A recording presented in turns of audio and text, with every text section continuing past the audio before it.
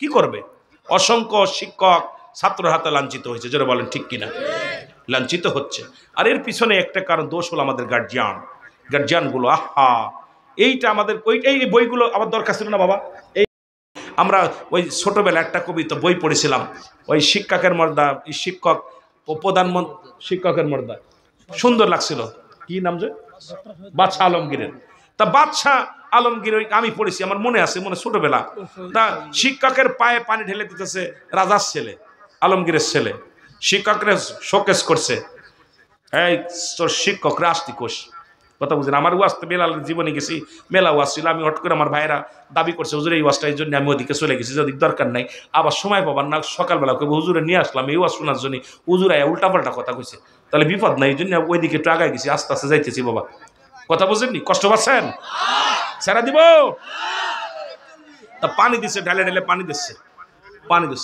স্যারের শোকেস করছে, স্যারের ডাকছেন, কয় স্যার আপনার মতো বিয়াদব শিক্ষকের আমার দরকার নাই, আপনি নিজে আমার সন্তানটারে মানুষ করতে পারেন নাই। কয় স্যারে তো কাঁপতেছে, কয় কি তারে কইতে রে বা, কথা বুঝেননি? কয় স্যার আমার কোনো অপরাধ, প্রধানমন্ত্রী কোন বাদশাহ আলমগীর তখন ওই দেশের প্রেসিডেন্ট, উনি ডাকছে শিক্ষকের কি আর পানি আছে মুখে? ও তো গলা শুকাই গেছে। কোন বিয়াদবি করলাম রে? কয় এই বিয়াদবটারে মানুষ করতে পারেন না। আমার সন্তান কেন পানি ঢেলে দিল, আমার সন্তান কেন পাটা ধোয়া দিল না হাত দিয়ে, সুতরাং এই বিয়াদব আপনি কি মানুষ করছেন, আমার সন্তানকে ভালো করতে পারেন নাই। এইটা ছিল। আর আমাদের ছেলের গায়ে যদি একটা সর মারে, গার্জিয়ান কই তুই বাইরে, তোরে গুলি করবো, জোরে করবি।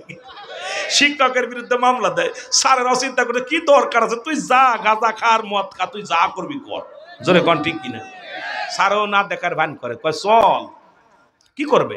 অসংখ্য শিক্ষক ছাত্রের হাতে লাঞ্ছিত হয়েছে, যারা বলেন ঠিক কিনা, লাঞ্ছিত হচ্ছে।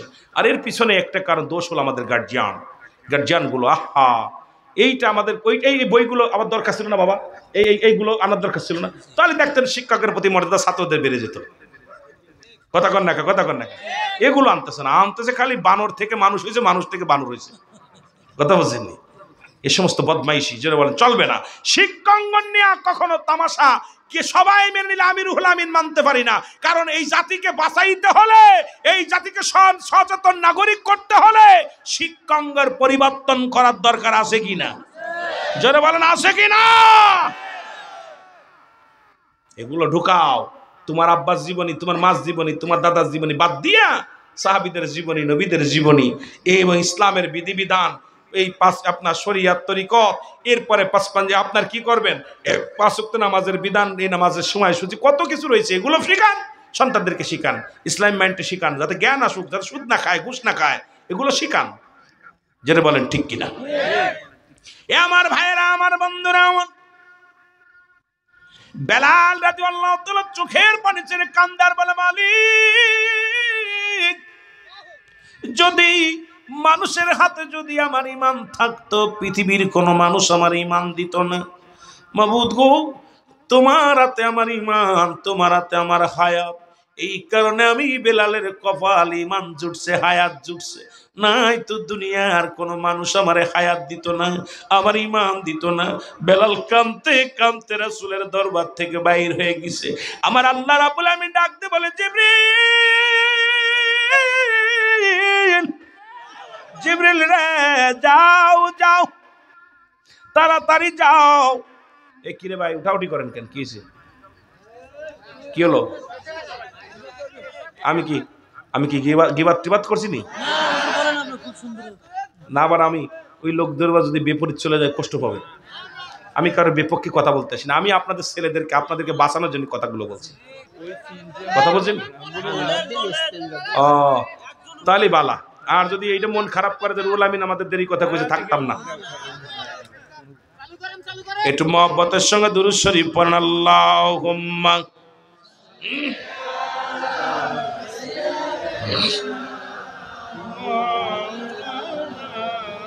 মহব্বতে বলেন, আলা আলী সাইয়্যিদিনা।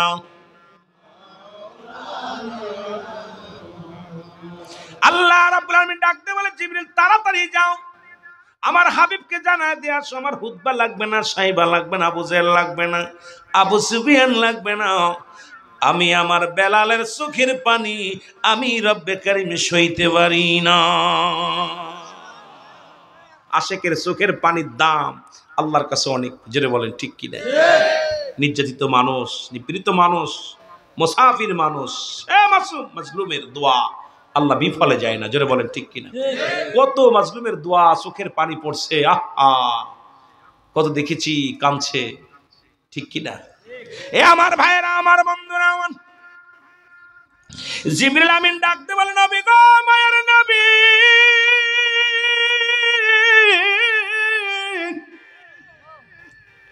রব্বুল আলামিন আমাকে পাঠাইছে আপনার কাছে নবী গো, দেরি করেন না, আপনার বেলাল কই, বেলালকে ডাক দেন। বেলালের চোখের পানি আল্লাহ সইতে পারে না। আল্লাহ খবর দিছে, আমারে জানায়া দিতে বলেছে আপনার কাছে আমার রব্বে কারিমের হয়বা লাগবে না, সাইবা লাগবে না, আবু সুফিয়ান লাগবে না, বেলালের চোখের পানি রব্বুল আলামিনের কাছে অনেক দামি। আমার নবী ডাকতে বলে, বেলাল, বেলাল রে, বেলাল। নবী যখন বেলাল বলে ডাক দিছে, বেলালের কান্না আরো বেড়ে গেছে। যদি শিক্ষক যদি ছাত্রের গালি দেয়, রাগ করে, এরপরে যদি আবার শিক্ষক ডাক দেয় রুল আমিন, দেখবেন অভিমান বেড়ে যাবে, কান্না বেড়ে যাবে। বেলালের কান্না বেড়ে গেছে, মাও করে কান্দে। আমার নবী ডাক দিয়ে কয়, বেলাল রে, যতদিন তোর মন চায়, যত সময় তোর মন চায়, আমি নবীর কদমে তোর জায়গা করে দিলাম, জীবনে কোথাও যা লাগবে না রে বেলাল। আমি নবীরা কোনোদিন আর তোরে যাইতে বলবো না, আয় আয়, আমি তোরে দায়রার মধ্যে জায়গা করে দিলাম। জোরে বলেন মারহাবা। এর নবীর প্রিয় সাহাবী হযরত আবু বকর সিদ্দিক বলেন, নবীর প্রিয় ওরে ভালোবেসে শুইল পাশে, ভালোবেসে শুইল পাশে, যায়া সে তাই দেখো না মদিনা, মদিনা আসে মুমিনের ঠিকানা, বলো না মদিনা।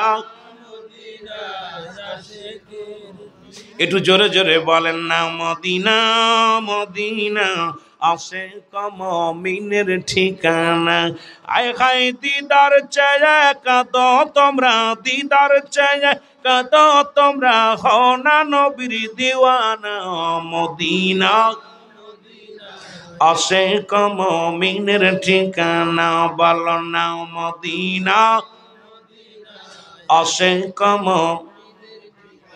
কালো হাফসি বেলালে ভালোবাসলো ওই নবীকে, ও বলো, কালো হাফসি বেলালে ভালোবাসলো ওই নবীকে, ও ওরে ইসলামের প্রথম মসজিদ বানাইলেন রব্বানা মদিনা আসে মুমিনের ঠিকানা, বলো না মদিনা।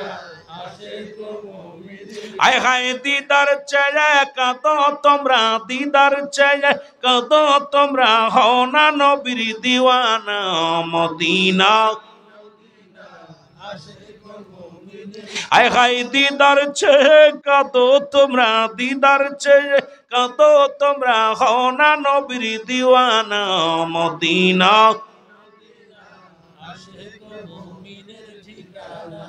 বাবা জালালউদ্দিন সুয়ুতী ৭৫ বার দেখলা নবীজি, বলো জালালউদ্দিন সুয়ুতী ৭৫ বার দেখলা নবীজি, ওরে এতবার দেখিয়াও নবী, এতবার দেখিয়াও নবী, তৃষ্ণা তাহার মেটে না, মদিনা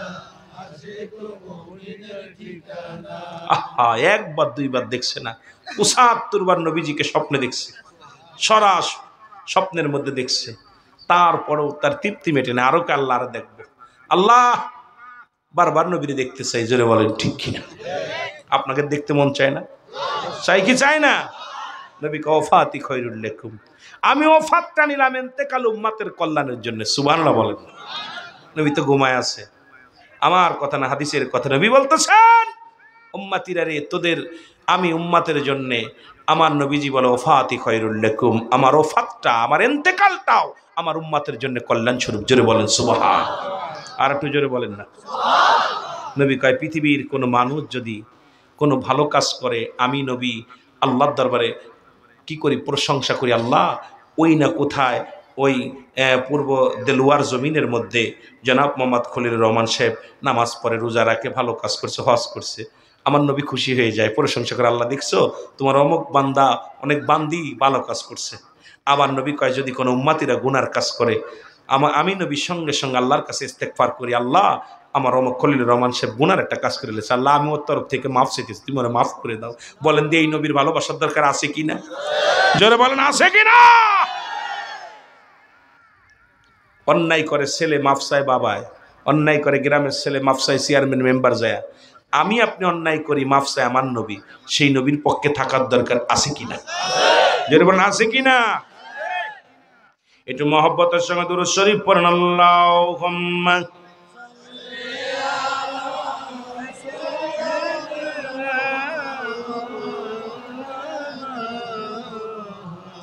ওয়ালা আলি সাইয়্যিদিনা। এ ভাইরা আমার, বন্ধুরা আমার, রাসূলুল্লাহর কদমের মধ্যে বেলালের জায়গা হয়ে গেল। এই জন্য আমি আপনাদেরকে বলতে চাই, ভালো যদি বাঁচতে হয় আল্লাহ আল্লাহ রাসূলকে বাঁচতে হবে।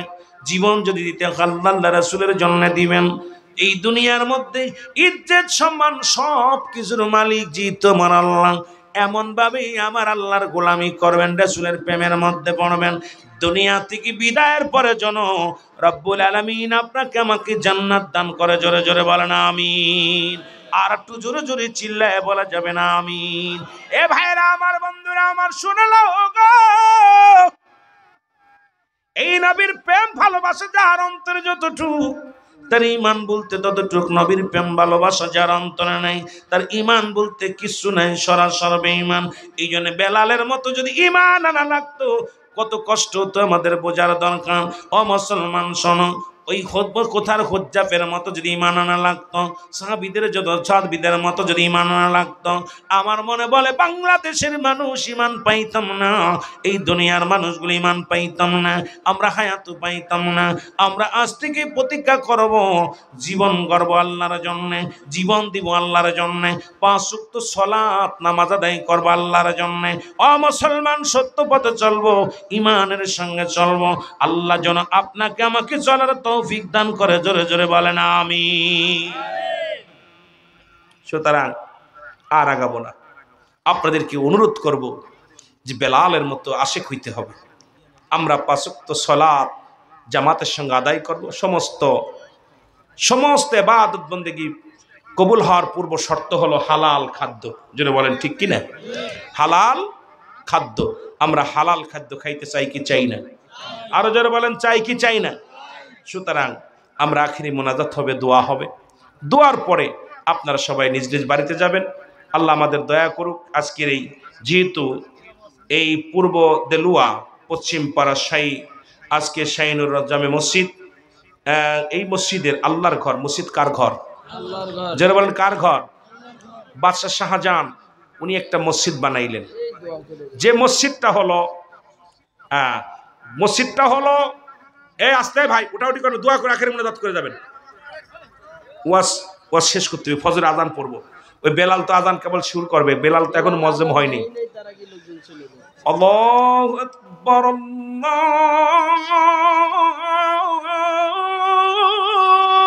আকবার, আল্লাহু আকবার।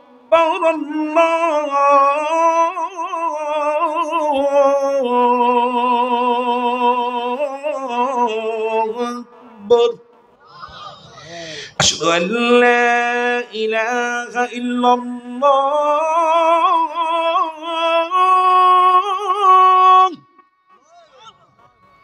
বেলালের আজান আস্তে আস্তে দিমু, যদি সময় পাই। আল্লাহ কবুল করে। জোরে বলেন আমিন। আপনারা দয়া করে মসজিদের জন্য একটু হাত বাড়াইছে, যেহেতু আজকে মসজিদ উন্নয়ন পরে মসজিদ হল আল্লাহর ঘর, আপনিও আল্লাহর, মসজিদও আল্লাহর। এই মসজিদটার জন্যে আপনাদের কাছে হাত বাড়াবে যদি কোনো ব্যক্তি কিছু দিতে চান, টাকা 10,000, 5,000, 2 বস্তা সিমেন্ট বা 1 গাড়ি বালু বা ইট, আল্লাহ রাস্তা আল্লাহকে দিবেন, তারপরে দোয়া করে যাবেন, অনুরোধ করবে, উঠাউঠি করবেন, নাকরি মোনাজাতটা করে যাবেন। এটা আপনাদের কাছে আমার দাবি থাকবে। 10টা মিনিট কষ্ট করেন। কেউ আসেন দেওয়ার মতো? ভিতরে যাবে কেউ নাকি? ভিতরে যান, ভিতরে যান, একটু ভিতরে যান। আল্লাহ কবুল করুক। আইসে অনেক টাকা আইসে, আল্লাহ কবুল করে দেন। আমার কাছে একটু দূর